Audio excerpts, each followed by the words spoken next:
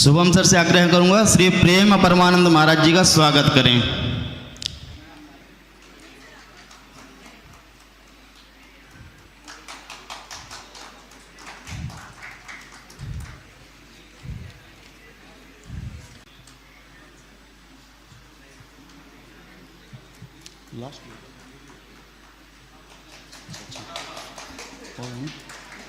उनका सबसे पहले पत्र वाचन के लिए हम श्री प्रेम परमानंद जी महाराज से आग्रह करूंगा, कृपया आकर के मंच अपना पत्र वाचन करें। जय श्री महाकाल।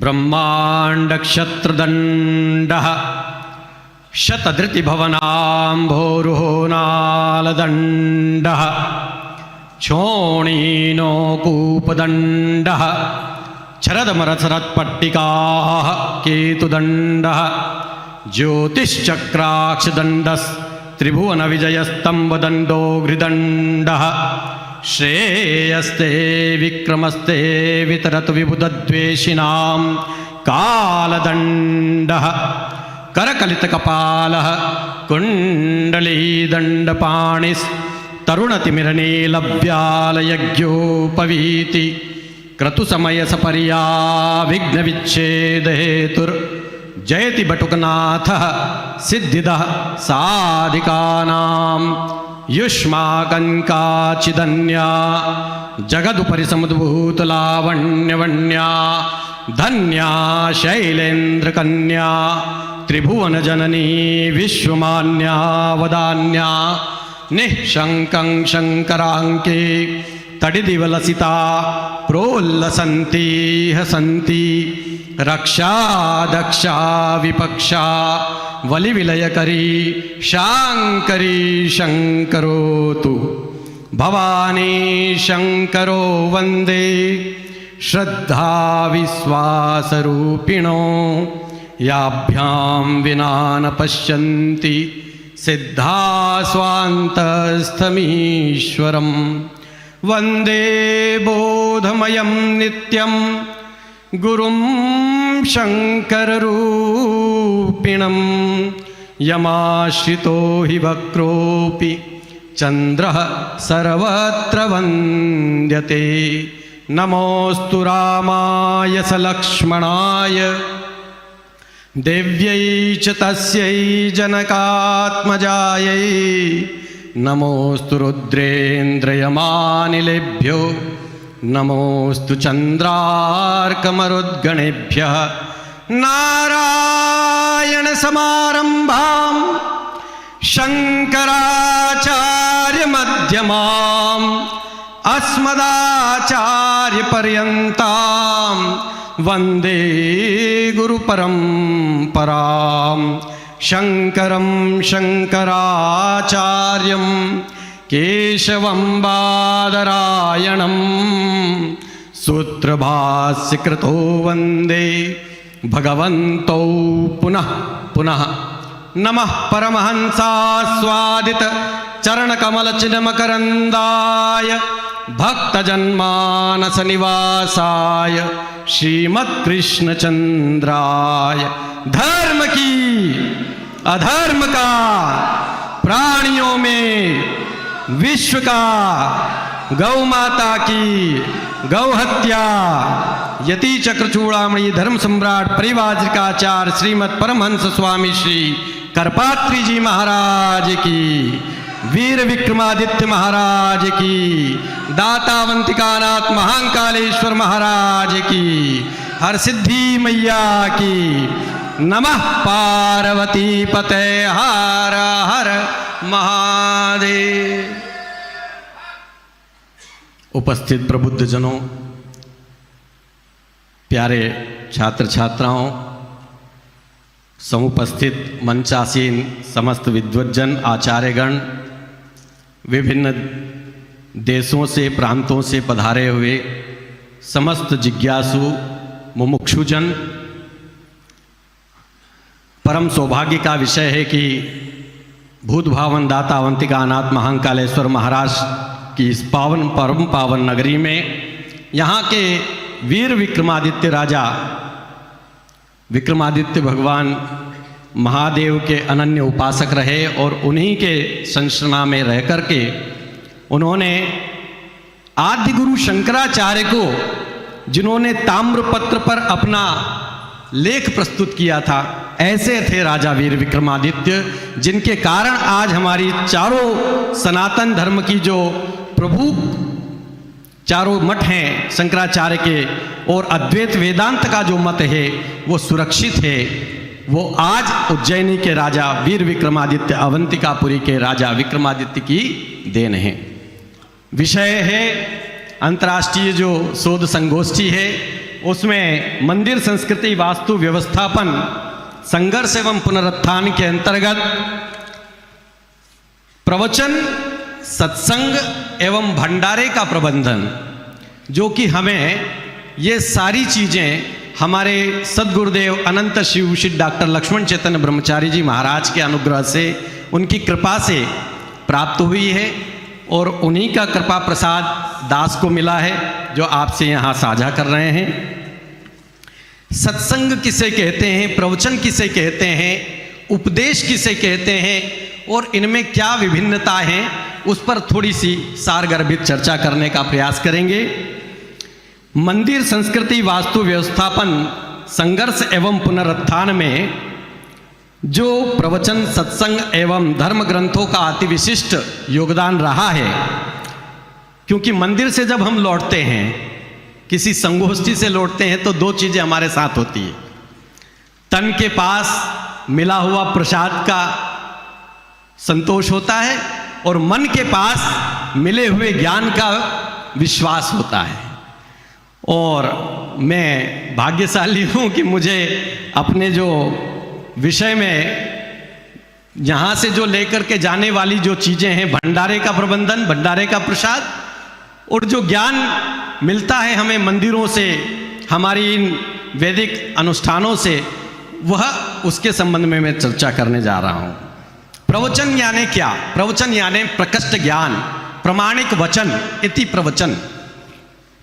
तो ये वचन जो वेद शास्त्रों के द्वारा प्रमाणित हों, वे प्रवचन कहे जाते हैं। प्रायः प्रवचन जो है वो औपचारिक चर्चा होता है। प्रवचनों में संदर्भ का महत्व होता है।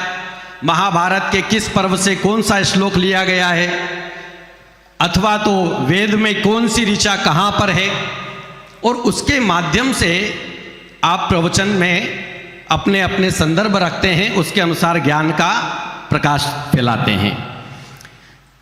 प्रमाण दिया जाता है प्रवचनों में, अधिकतर संख्या अधिक होती है, लेकिन ये एकांगी नहीं होता, इसमें अधिक संख्या होती है।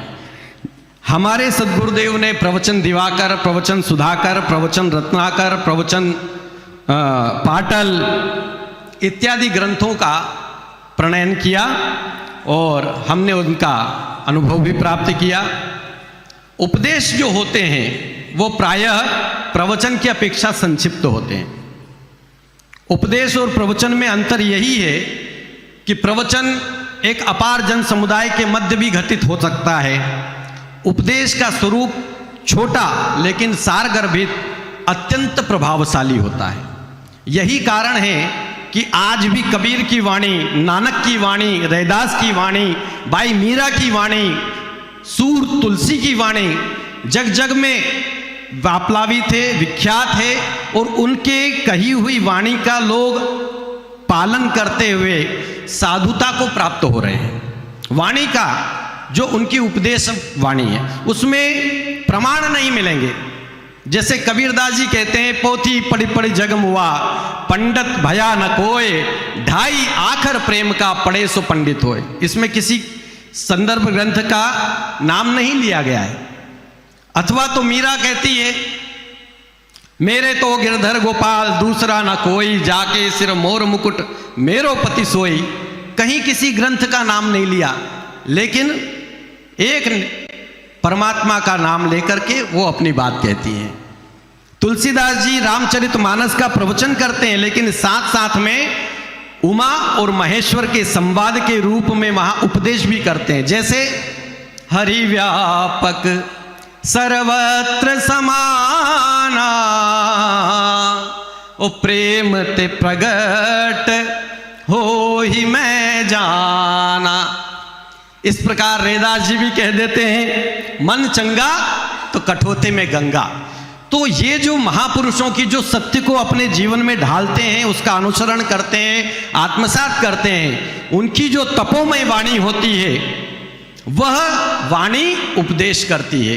वो किसी शिष्य को हो सकती है, अथवा शिष्यों के एक विशाल समुदाय को हो सकती है, अथवा तो किसी एक व्यक्ति को हो सकती है। जैसे गीता अर्जुन के लिए उपदेश थी, लेकिन हम सब के लिए वो प्रवचन है। प्रवचन में और उपदेश में एक बहुत महीन सी लाइन है। जैसे हम गन्ने का रस बना बनाया कोई हमें को गन्ने का रस दे दे, हम गिलास भर के पी लेते हैं, और वही गन्ना अगर हमें काटने को मिल जाए तो हमको दांतों से छील करके उसका रस दोनों में है, मधुरता दोनों में है, लेकिन ये प्रोसेस्ड है। गन्ने का रस हमें बना बनाया मिल रहा है, इसमें अधिक आनंद की प्राप्ति होगी। तो जो महापुरुषों की वाणी है, जो उपदेशात्मक है, वो अधिक प्रभावशाली, उसका महत्व इसीलिए अधिक है क्योंकि वो उन्होंने जीवन जिया हुआ है। उसके बाद में वो दो वचन कह रहे हैं। इसलिए अजगर करे न चाकरी, पंछी करे न काम, दास मलुका कह गए सबके दाता राम। तो ये मलुकदास जी की वाणी है। ये किसको संबोधित करती है? ये आलस्य होने को नहीं बोलती, आलसी होने को नहीं कहती कि कोई काम धाम मत करो ना। ये बताती है कि आपकी शरणागति किस अवस्था तक की होनी चाहिए, किस ऊंचाई तक की होनी चाहिए। जिस प्रकार अजगर को यह रहता है कि बैठे बैठे जो राम देंगे पालूंगा, ठीक उसी प्रकार की शरणागति का आपका लेवल होना चाहिए, ऊंचाई होना चाहिए। तब सत्संग क्या है? तो सत्य का संग ही सत्संग कहलाता है। ऐसे साधु पुरुष, ऐसे महापुरुष जो अपने जीवन में सत्य को धारण करते हैं, उनका केवल सन्निधि की प्राप्ति हो जाना भी सत्संग हो जाता है। जैसे रमण महर्षि विराजमान थे, रामकृष्ण परमहंस विराजमान थे, धर्म सम्राट परम पूज्य स्वामी श्री करपात्री जी महाराज विराजमान थे। तो उनके पास आने वाले व्यक्ति अगर कोई संभाषण ना करें या वो कोई प्रत्युत्तर ना दें तो भी सत्संग घटित हो जाता था, ये घटना घट जाती थी। और सत्संग का मतलब है कि हमारे जीवन में सत्य का ढलना शुरू हो जाए। उनके द्वारा कहे गए उपदेश, धार्मिक आध्यात्मिक संदेश, हमारे जीवन के सत्य के अनुभव, ये सब सत्संग कहलाते हैं।